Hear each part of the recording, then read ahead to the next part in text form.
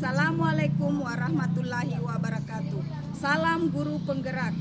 Saya Andi Megawati dari SMP Negeri 2 Awangpone, Kabupaten Bone, Sulawesi Selatan. Saya akan mendesimasikan aksi nyata budaya positif di sekolah saya. Selamat menyaksikan. Terima kasih.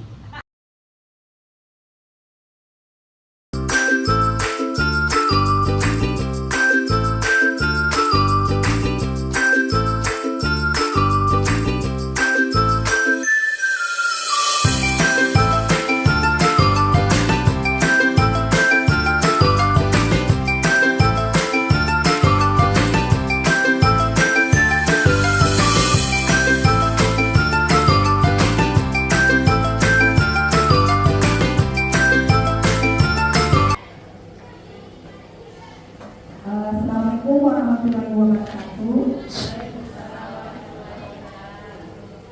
Alhamdulillah hari ini marilah kita bersyukur kepada Allah Subhanahu wa taala karena kita selalu diberi kesehatan, keberkahan sehingga kita dapat berkumpul di tempat yang sama-sama kita cintai ini. Salam dan salawat tidak lupa kita aturkan kepada Nabi Muhammad SAW, Nabi yang telah membawa petunjuk kepada semua umat manusia.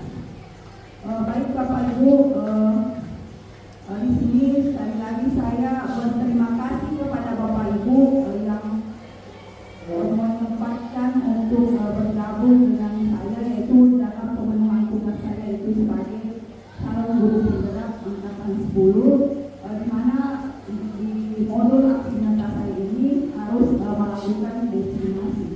Modul 14 ini yaitu tentang budaya positif. Ya baik Bapak Ibu, sebelum kita lanjut, mungkin kita bisa stretching sedikit seperti biasa, sama halnya dengan peserta didik kita. Dari di awal pembelajaran itu sebenarnya harus ada ice breaking, ya, untuk memotivasi, untuk memberi semangat kepada peserta didik. Ya, coba saya minta Bapak Ibu untuk berdiri, silakan. Dan kita sama-sama berdiri semua. Jadi dulu.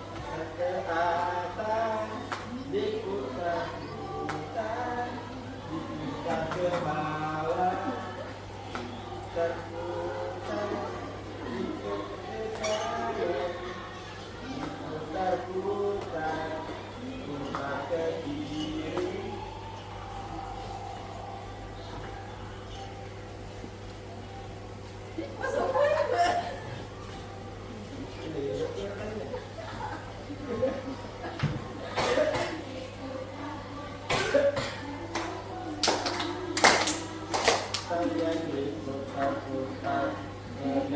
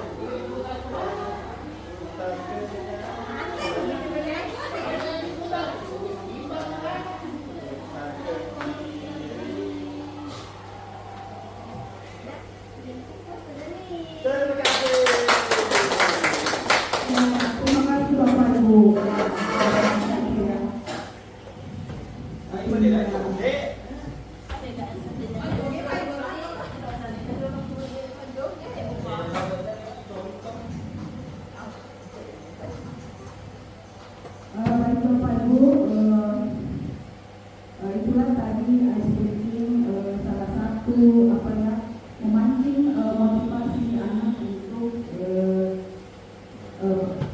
belajar. Ya, yang Bapak Ibu, langsung saja yang saya diseminasikan di sini yaitu mengenai budaya positif. Bapak Ibu pasti sering mendengar atau selalu dan tahu betul apa itu budaya positif. Yang saya dapat budaya positif di sini yaitu nilai-nilai atau keyakinan, kebiasaan di sekolah, tentunya berpihak pada murid. Hal itu dilakukan agar murid dapat berkembang menjadi pribadi yang kritis, penuh hormat dan bertanggung jawab. Ya, lanjut. Di sini apakah Anda setuju dengan pernyataan ini? Hukuman dapat mendisiplinkan anak. Ya, seperti kita tahu biasanya kalau anak membuat kesalahan kita memberikan ya hukuman yang sering kita lakukan. Apakah hukuman dapat mendisiplinkan anak? Ada yang mengomentari? Yang saya dapat di sini hukuman sebenarnya itu tidak efektif untuk mengajari anak perilaku yang lebih baik. Penelitian menunjukkan bahwa anak yang begitu itu malah akan melakukan lebih banyak perilaku yang negatif. Ya, selain itu mereka juga akan berperilaku semakin dari waktu ke waktu akan berperilaku negatif. Hukuman itu membuat anak merasa yakin bahwa dirinya buruk. Banyak penelitian membuktikan bahwa anak akan berperilaku seperti ekspektasi orang tuanya, sehingga anak yang menilai dirinya buruk akan bertindak ya buruk. Hukuman juga itu membuat anak marah kepada orang tuanya, sehingga ia akan menolak untuk berperilaku yang baik seperti yang diharapkan orang tua. Anak menjadi pemberontak, pemarah, lebih agresif, dan lebih mungkin bertindak lebih buruk. Yang kedua, pernyataan kedua, penghargaan dapat meningkatkan motivasi belajar anak. Apa betul seperti ini? Apabila dalam kelas kita melakukan memberikan tugas kepada siswa, misalnya yang cepat selesai itu kita kasih hadiah. Apakah betul penghargaan itu dapat meningkatkan motivasi belajar?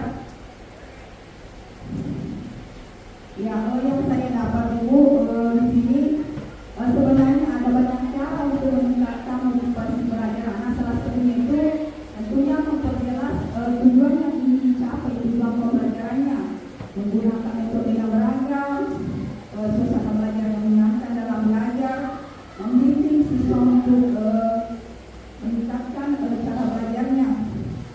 Jangan sampai anak-anak itu melakukan semua itu hanya untuk mendapat hadiah. Ya, kadang anak-anak saya mau kerja keras, saya mau ini karena saya mendapat hadiah atau imbalan. Di sisi lain yang saya dapat itu sebenarnya misalnya anak yang satu di bagian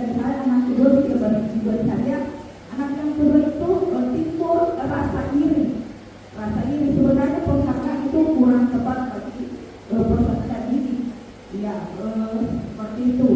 Suatu penghargaan itu suatu benda atau peristiwa yang diinginkan yang dibuat dengan persyaratan hanya jika murid-murid melakukan hal ini, maka mereka akan mendapatkan penghargaan yang diinginkan. Jika mereka terus mengharapkan suatu penghargaan dan tidak mendapatkannya, maka mereka tentunya akan kecewa dan berkecil hati, serta kemungkinan lain mereka tidak akan berusaha sekeras sebelumnya. Jika guru memberikan murid suatu penghargaan untuk melakukan sesuatu, maka guru harus terus menerus memberikan penghargaan itu jika ini murid tersebut meneruskan perilaku yang guru inginkan. Dari sini dapat disimpulkan bahwa penghargaan merusak hubungan penghargaan, menurunkan kualitas.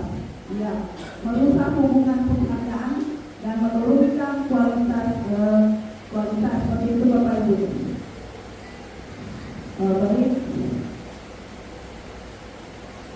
Ya, di sini nilai-nilai kebajikan dari program pelajar Pancasila kita tahu bagaimana bertakwa, mandiri, bernalar kritis, berkebinekaan global, kreatif, bergotong royong. Ya, coba ini contoh sikap program pelajar Pancasila.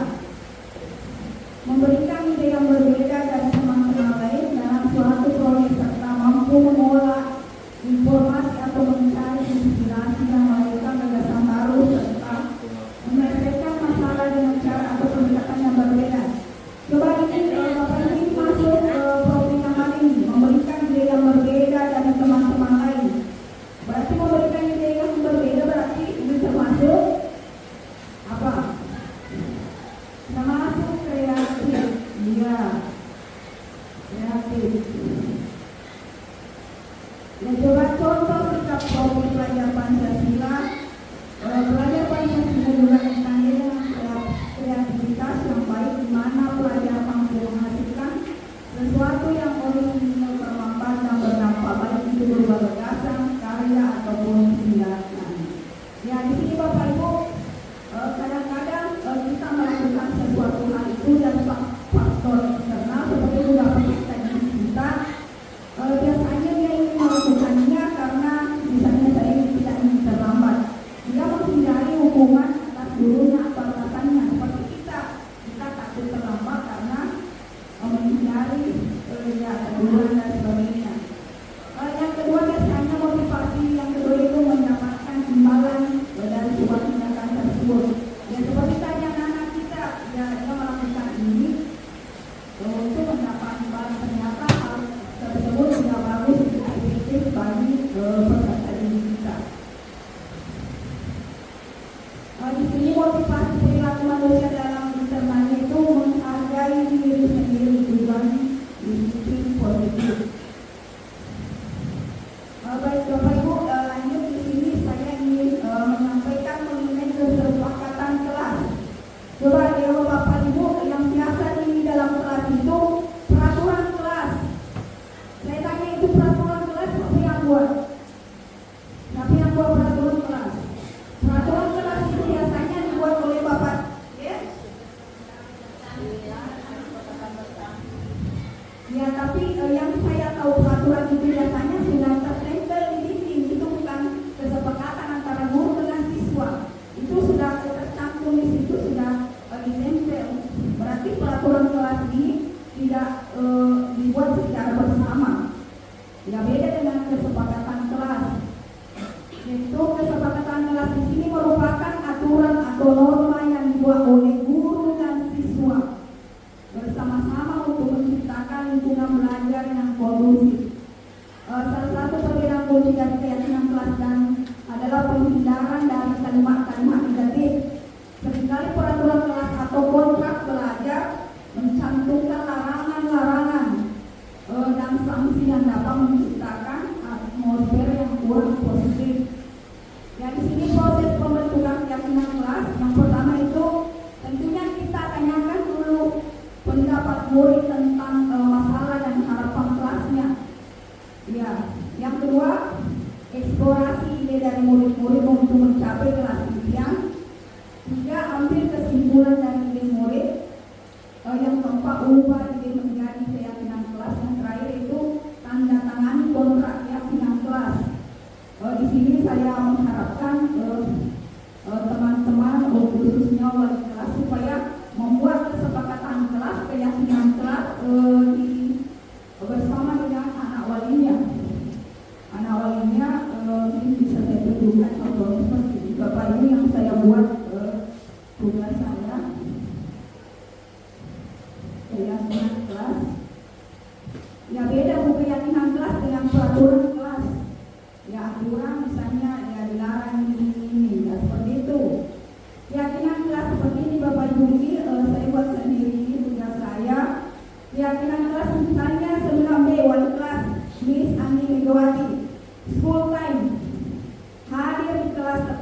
waktu. Ya tentunya Ibu kita buat kesepakatan dengan anak-anak. Misalnya saya masuk di dalam kelas, baiklah anak-anakku kita akan membuat kesepakatan kelas.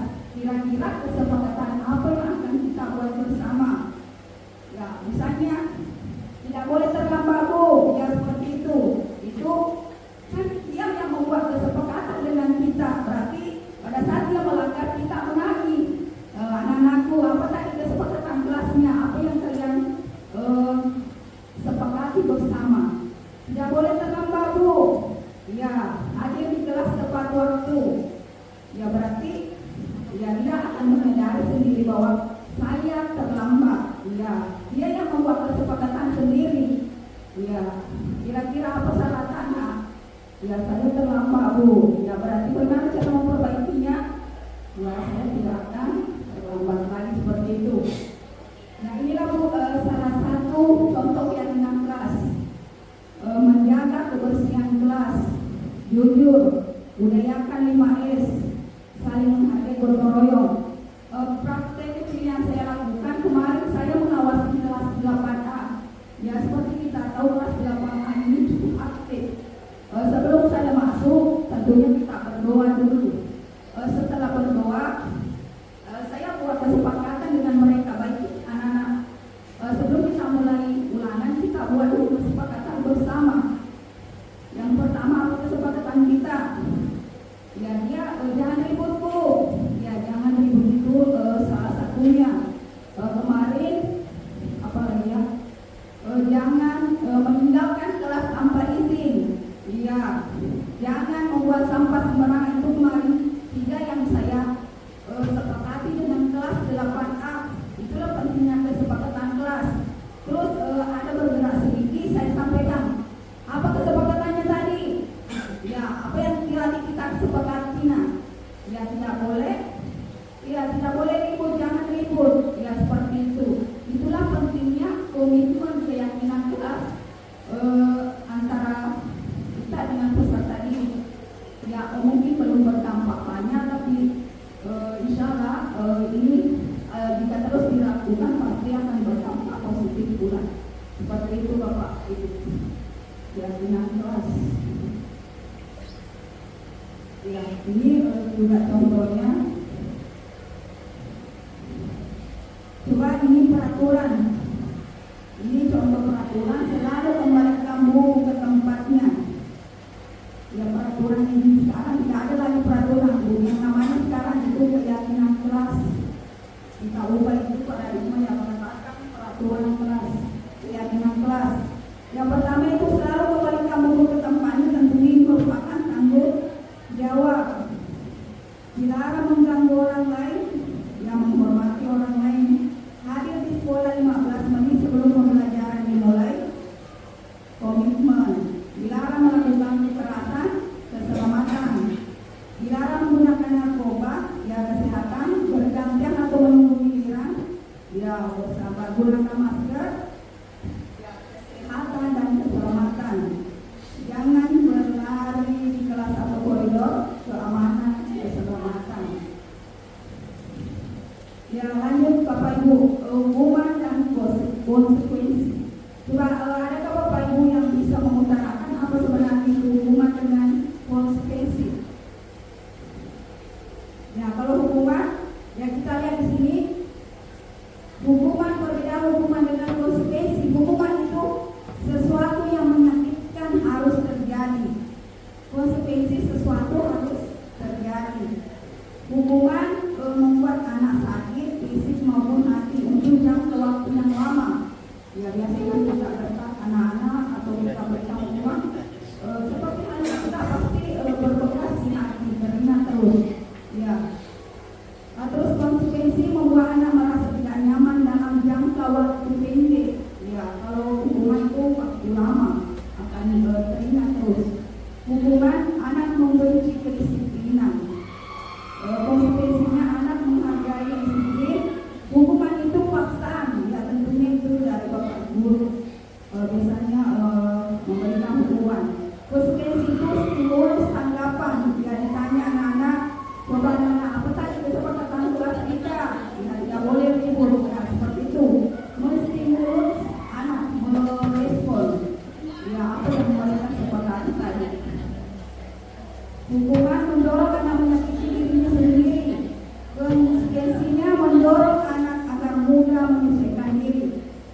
hukumannya proses diri yang buruk, konsekuensinya proses diri yang baik.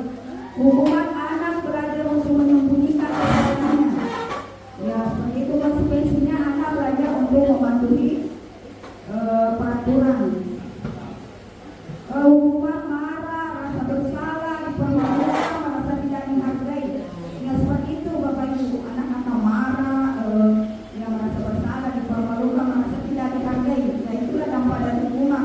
Konsekuensinya hilang hak, dibuat tidak nyaman, diasingkan untuk sementara. Baik Bapak Ibu, di sini 5 posisi kontrol kita sebagai guru. Coba perhatikan Bapak Ibu, ini kira-kira kita di dalam posisi yang mana yang biasa dilakukan di sini? Apakah pengurus, teman, membuat merasa bersalah, pemantau, posisi kontrol apa yang Bapak Ibu selama ini dalam menyelesaikan masalah anak-anak? Apakah langsung memarahi, memukul, atau seperti membuat merasa bersalah? Misalnya kamu sih, ya tidak, ya itu kan membuat anak-anak merasa bersalah. Ya di sini ada 5 posisi kontrol, pemukul, teman, membuat merasa bersalah, pemantau, manajer. Ya nanti kita lihat yang mana paling efektif di sini. Yang ini 5 posisi kontrol. Satu saja Bapak Ibu sebutkan. Guru berbuat pemukul itu menghardik, menunjuk-nunjuk, menyakiti, menyindir. Ya, membuat orang merasa bersalah, berceramah, mengatakan seharusnya kamu seperti ini, ibu kecewa dengan kamu. Kalau teman, posisi teman membuatkan alasan-alasan untuk muridnya. Pemantau menghitung dan mengukur. Ya, menghitung-hitung marinya seperti itu. Manajer mengajukan pertanyaan-pertanyaan. Ya kemarin ada itu ibu, ada saya kirimkan di grup kelas itu yang posisi kontrol. Bapak Ibu, apakah yang menyaksikan kemarin 5 posisi kontrol atau belum sempat? Ya coba pernyataan-pernyataannya di sini siapa yang mengatakan saya kecewa sekali dengan kamu. Ya berarti dia membuat anak itu merasa bersalah. Saya kecewa sekali dengan kamu. Terus pernyataan berikutnya yaitu kamu tidak pernah benar-benar melakukannya. Penghukum, ayolah lakukan demi ibu bapak.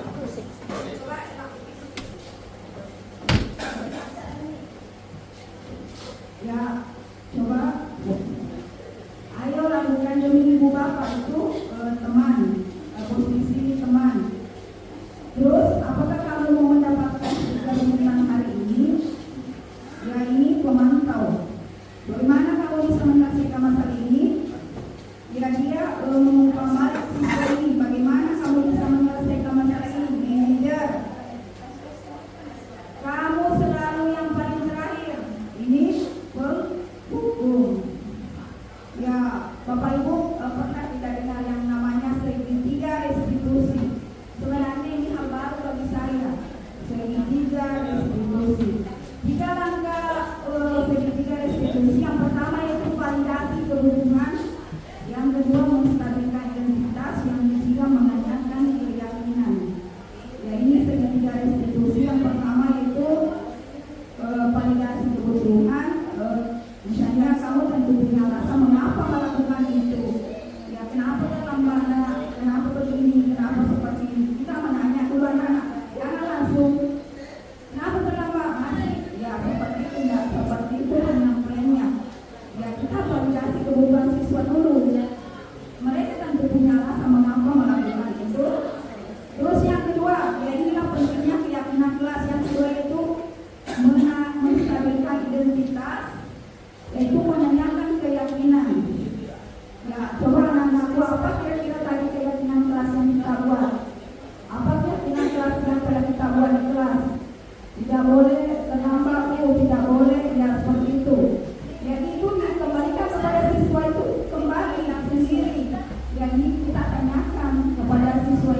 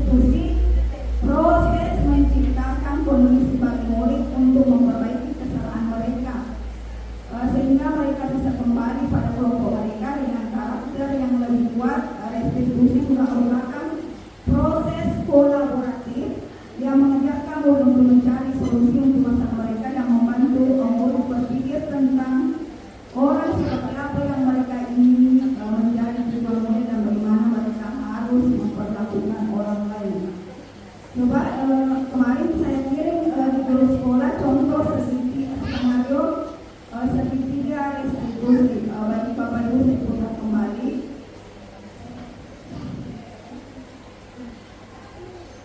Ya inilah contoh penyelesaian masalah.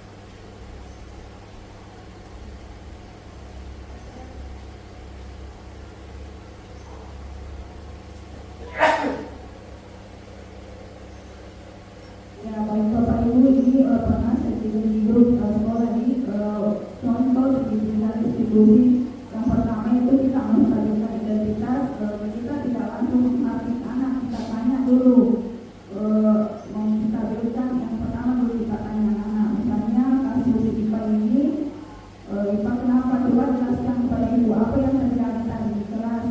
Saya jengkel kepada saat ini karena saya meminta jawaban matematika, nomor 5 dia tidak mau memberikan jawabannya. Ya kita tanya dulu anak, jangan langsung ditekan, jangan langsung dimaki. Ya ditanya dulu, IPA kenapa? Ya seperti itu, ditanya dulu pertanyaan-pertanyaan. Ya, ya jangan langsung menghati anak-anak dengan hubungan kata-kata seperti itu. Terus di sini, ya ini ya ibu mau tanya yang dilakukan IPA itu benar atau salah?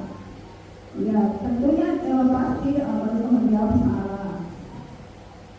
Ya peserta ini pasti menyadari sendiri. Dan disinilah perannya pentingnya membuat keyakinan kelas. Kita tanyakan kembali, misalnya IPA masih ingat tidak keyakinan atau kesepakatan kelas kita?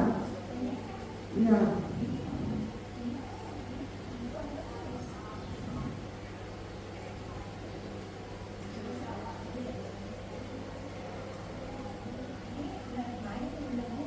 Yaitu kesepakatan kelas mereka yaitu wajib mengumpulkan tugas ya beberapa waktu yang saling menghargai antar teman.